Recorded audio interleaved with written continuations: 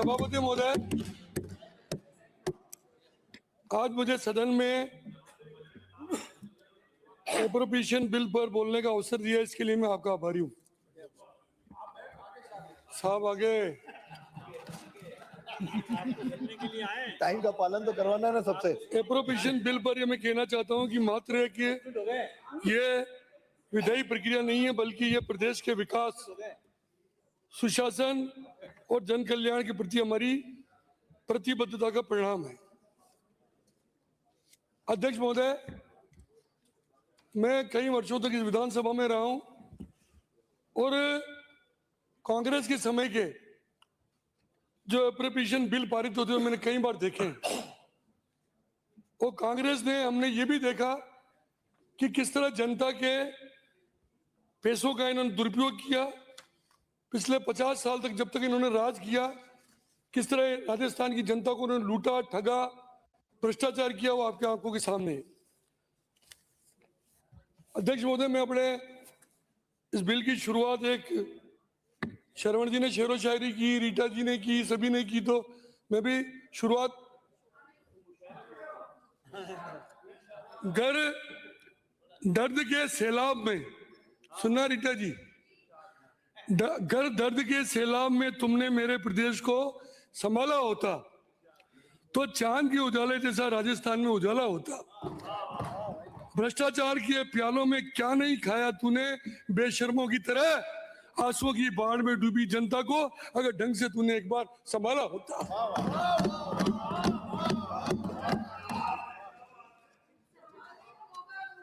मौका जनता देती है। अध्यक्ष महोदय, माइक की समस्या समाधान करो ना। अध्यक्ष महोदय, अध्यक्ष महोदय, मैंने इसके बारे में व्यवस्था दे दी है। राजस्थान की जनता को या तो खड्डा कराओ या माइक। कांग्रेस सरकार में हमने देखा जनता को कितना दर्द था, कितनी तकलीफ थी। और विपक्ष को मैं ये भी बताना चाहूंगा कि क्या कह रहे करोड़लाल जी,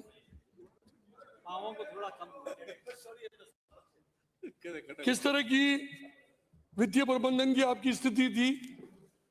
अगर आपकी वित्तीय प्रबंधन की स्थिति अच्छी होती तो ये राजस्थान पता नहीं किन ऊंचाइयों पे होता।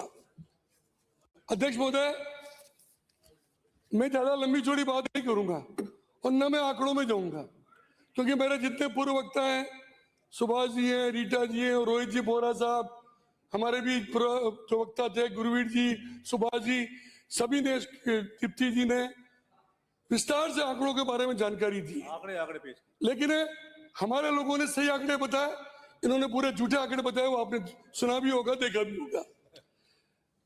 आप मुझे ईमानदारी से बताओ, सबसे पहले तो मैं, हमारे विपक्ष के नेताजी भी आ गए हैं, जूली साहब, आपका स्वागत करता हूं। इरशाद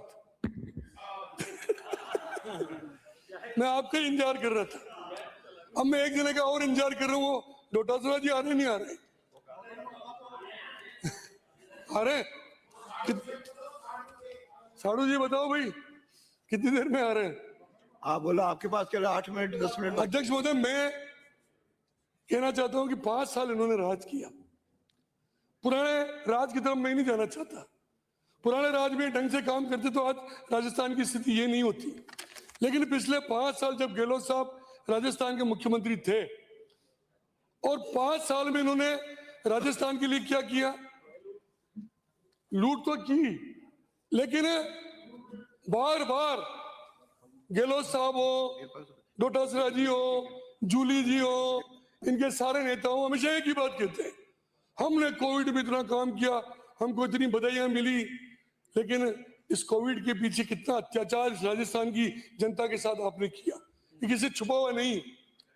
किसने आपने सैनिटाइजर में, भोजन के पैकेट में, मास्क में कितने पैसे खाए, और सारा का सारा पैसा जो आपने 2 साल तक 5 स्टार होटलों में अपनी सरकार को बचाने के लिए खर्च किया और राजस्थान की जनता ने दिया। 4 साल तक आपने कोई काम नहीं किया।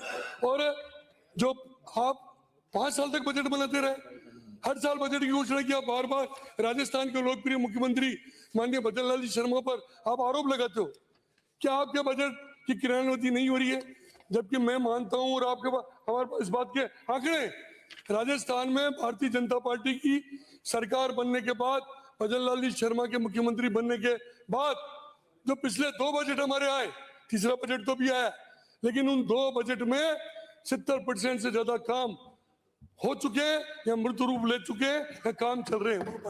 लेकिन आपके 4 साल आपने कोई काम नहीं किया। 5 साल तक आपने बजट बनाया, अंतिम साल में आपने क्या किया?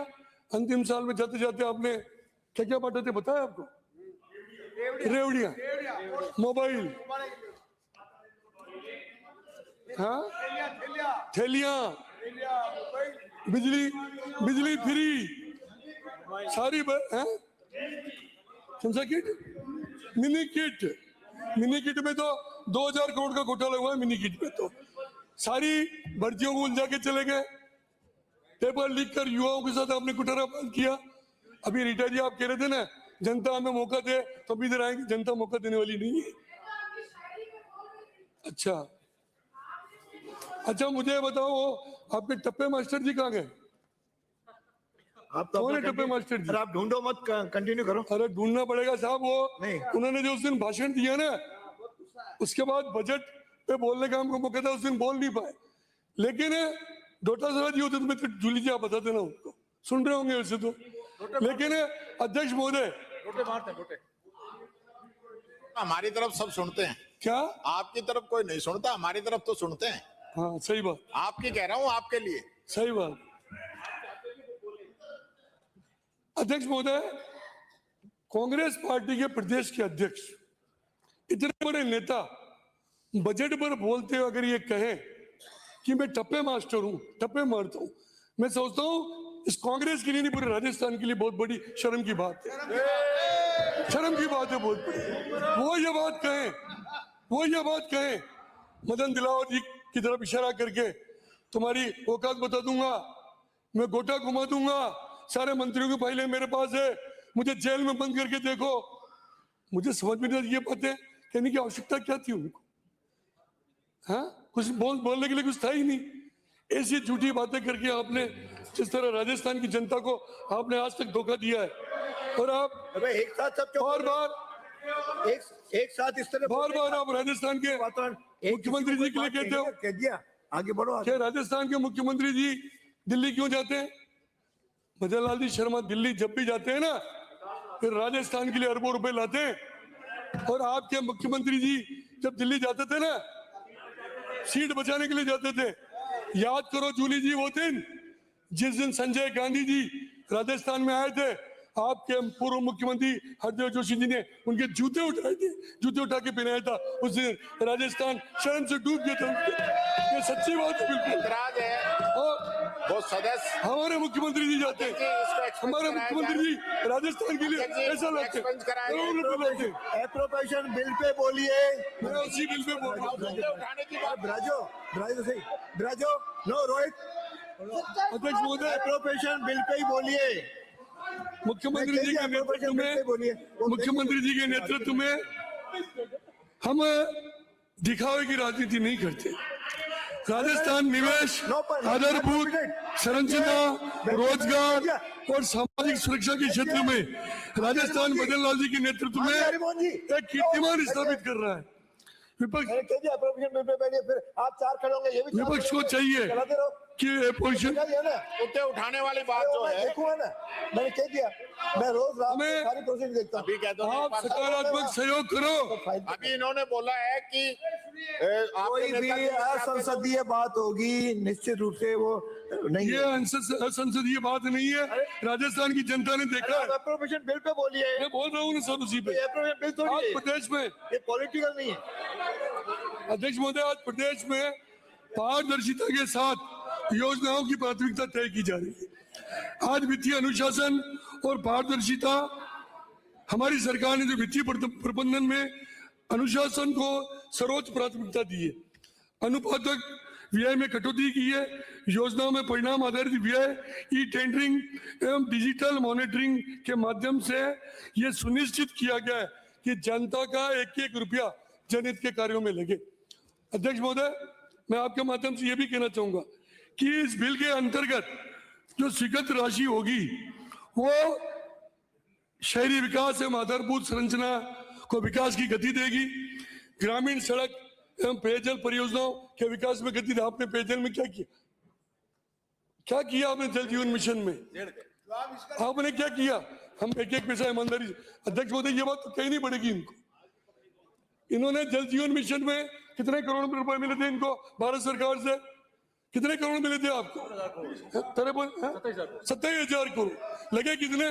और राजस्थान की गांव की अब हालत देख लो जाके। आज आपके मंत्री जी जेल में चले गए। आप बार बार एक बात दोहराते थे कि मगरमच्छों को नहीं पकड़ रहे हो। अब कितने मगरमच्छ पकड़ में आ गए? पेपर लीक में भी आ गए और जल जीवन मिशन में भी आ गए। अभी कुछ अभी हरिमोहन जी कौन सी बात करो आप? नो ब्रजे शिक्षा, अरे बैठिए, शिक्षा, आप बैठिए। शिक्षा एवं स्वास्थ्य सेवाओं का बार बार खड़े होने की सुदृढ़ीकरण कर रहे क्या? हैं। महिला, किसान, युवा कल्याण योजनाओं नो। की हम योजना बना रहे आप जब बोल हैं। चुके हैं, हमारा एक ही लक्ष्य है। आपको बोलने की अनुमति दे दी। हमारा इस बिल में एक ही लक्ष्य है, सबका साथ, नहीं, आपको भी टोकेंगे। सबका विकास और सबका विश्वास। इस भावना को धरातल पर उतारना है। जो भी कह दिया इस बिल के माध्यम से बदलना चाहिए। अपने आप अध्यक्ष महोदय, अपना काम करो। राजस्थान जैसा विशाल और भौगोलिक दृष्टि से हमारे राज्य को संतुलित विकास की अत्यंत आवश्यकता है। अगर आप 50 साल तक विकास की दृष्टि से सोचते, विकास को सोचते, तो आज राजस्थान में ये स्थिति नहीं होती। लेकिन मैं धन्यवाद देना चाहता हूँ राजस्थान के पूर्व मुख्यमंत्री माननीय भैरव सिंह जी शेखावत साहब को। मैं धन्यवाद देना चाहता हूँ राजस्थान के पूर्व मुख्यमंत्री वसुंधरा जी को। और धन्यवाद देना चाहता हूँ हमारे विकास पुरुष राजस्थान के वर्तमान मुख्यमंत्री भजन लाल जी शर्मा साहब को, जिन्होंने 2 साल में उन सब कामों को करके दिखा दिया जो राजस्थान में आप नहीं कर पाए। इन्होंने क्षेत्रीय संतुलन को दूर करने का प्रयास किया। मरुस्थलीय क्षेत्रों के विकास की उन्होंने विशेष पैकेज बनाया। कल करोड़लाल जी मीणा साहब बता रहे थे किस तरह डांग क्षेत्र में, चाहे मगरा क्षेत्र हो, चाहे मरुस्थलीय क्षेत्र हो, मरु प्रदेश हो, आदिवासी बहुल क्षेत्रों में, और नगरीय विकास योजनाओं की वित्तीय योजनाओं को भी इसमें लिया गया है। अध्यक्ष महोदय, अभी केंद्र सरकार की बार बार बात की जाती है। डोटासरा भी कह रहे थे, जूली साहब भी कह रहे थे कि केंद्र, उनको ही संबोधित कर रहा हूं कि केंद्र सरकार का पैसा जितना राजस्थान को मिलना चाहिए उतना नहीं मिल रहा है। डबल इंजन की सरकार। अध्यक्ष महोदय, डबल इंजन की सरकार तो कांग्रेस की टाइम में भी रही थी। दिल्ली में इनका राज था, राजस्थान में इनका राज था, जिला प्रमुख इनका, एमएलए इनके, एमपी इनके, सरपंच इनके, वार्ड पंच इनके, करा लेते ना विकास। आज नरेंद्र मोदी, वो तो पता है घनश्याम जी क्या कराया जो आपने। हमारा अध्यक्ष महोदय, केंद्र से मिलने वाली राशि विभिन्न मदों, योजनाओं, शेयरिंग पैटर्न और वित्त आयोग की सिफारिशों के आधार पर तय होती है। यह कोई खजाना लेकर आने वाली व्यक्तिगत व्यवस्था नहीं है, बल्कि संवैधानिक और वित्तीय ढांचे के तहत होती है। कई बार अनुदान की राशि प्रदर्शन आधारित परफॉर्मेंस जो कहते हैं हम, जिसको उपयोगिता प्रमाण पत्र, यूसी और योजनाओं के आधार पर निर्धारित होती है। और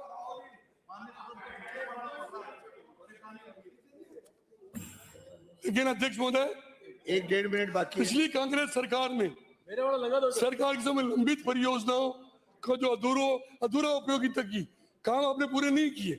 उन प्रमाण पत्रों को जो देना चाहिए था, यूसी लेनी चाहिए थी, उस वित्तीय अव्यवस्था का कारण कांग्रेस पार्टी है, हम नहीं है।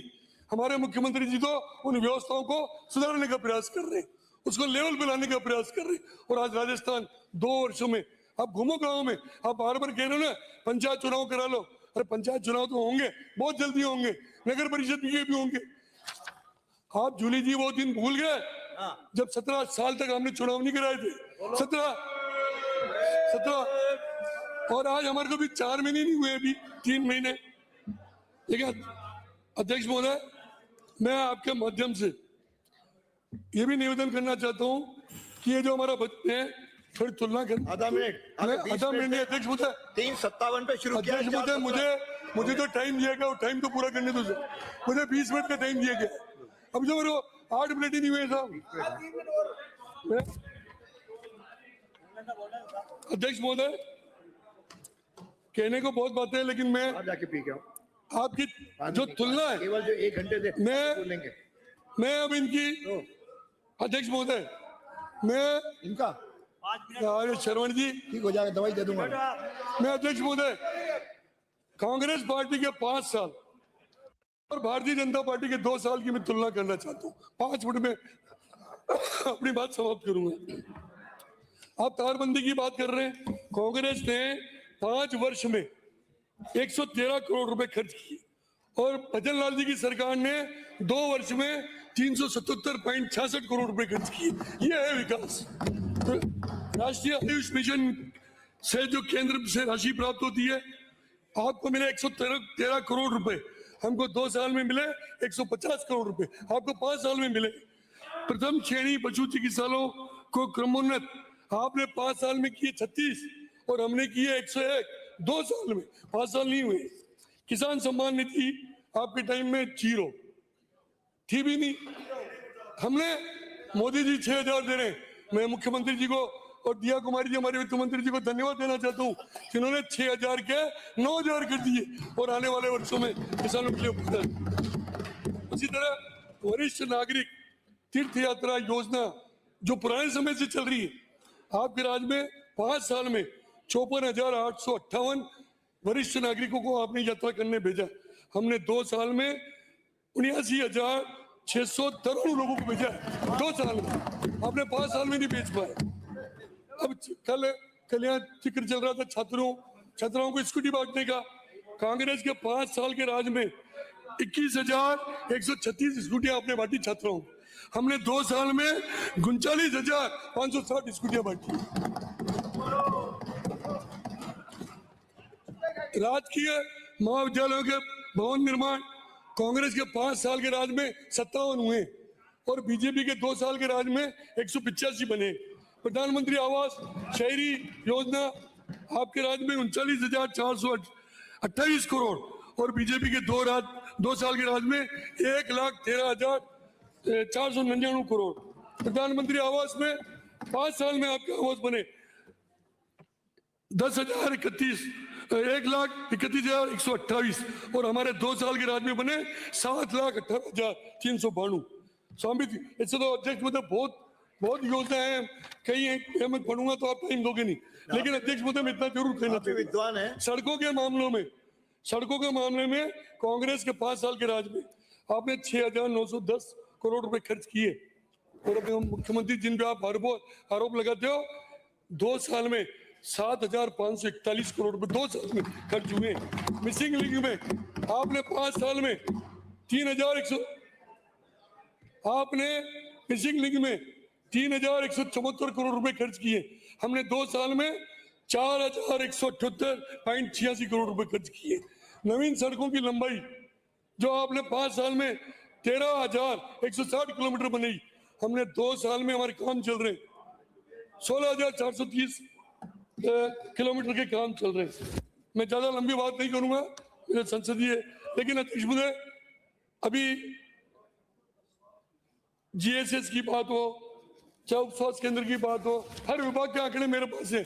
समय कम है अध्यक्ष महोदय, लेकिन मैं इतना जरूर कहूंगा अध्यक्ष महोदय कि ये जो बिल लाया गया है निश्चित रूप से राजस्थान के विकास का बिल है, राजस्थान को आगे बढ़ाने वाला बिल है।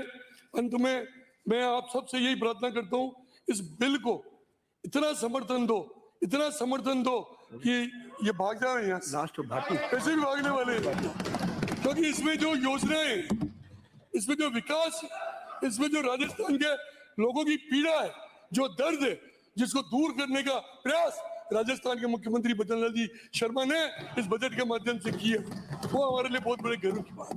मैं अंत में 4 लाइन कह के अपनी बात समाप्त करता हूं।